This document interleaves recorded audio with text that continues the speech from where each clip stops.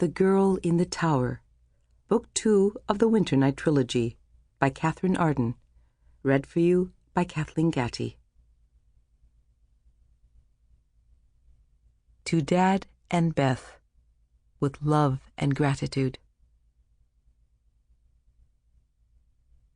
The storm haze shrouds the sky, spinning snowy whirlwinds.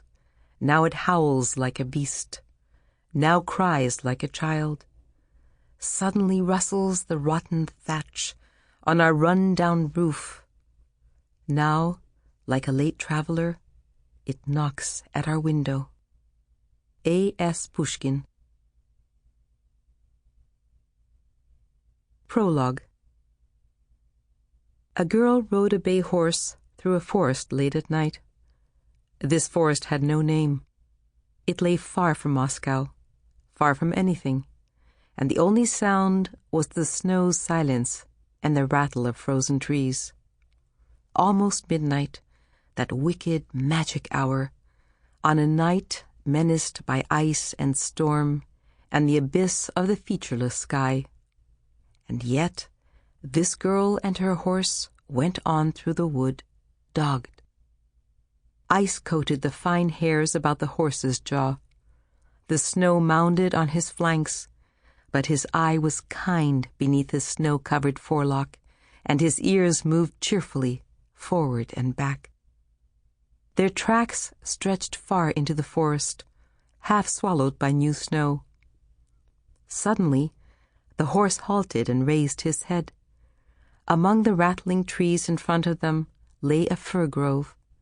The fir's feathery boughs twined together, their trunks bent like old men. The snow fell faster, catching in the girl's eyelashes and in the gray fur of her hood. There was no sound but the wind. Then, "I can't see it," she said to the horse.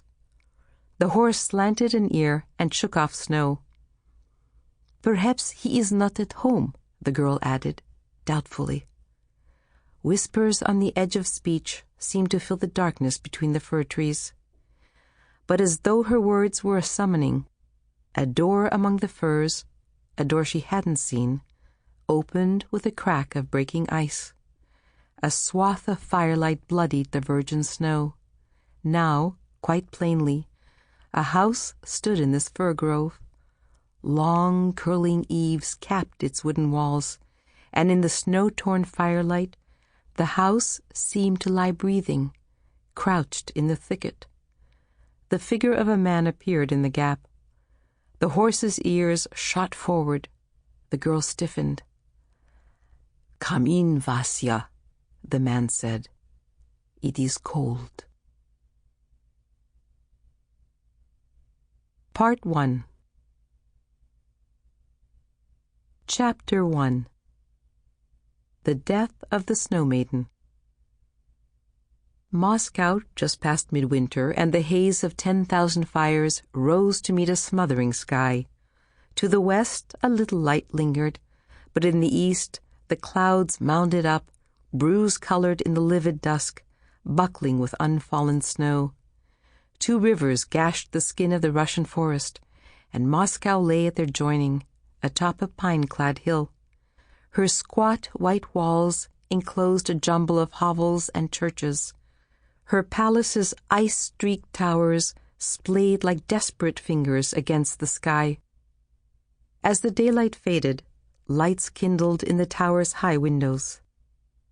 A woman, magnificently dressed, stood at one of these windows, watching the firelight mingle with the stormy dusk. Behind her, 2 other women sat beside an oven, sewing. "That is the 3rd time Olga has gone to the window this hour," whispered one of the women. Her ringed hands flashed in the dim light. Her dazzling headdress drew the eye from boils on her nose. Waiting women clustered nearby, nodding like blossoms. Slaves stood near the chilly walls, their lank hair wrapped in kerchiefs. "Well, of course, Darinka," returned the second woman. "She's waiting for her brother, the madcap monk. How long has it been since Brother Alexander left for Saray? My husband has been waiting for him since the first snow. Now..." Sample complete. Ready to continue?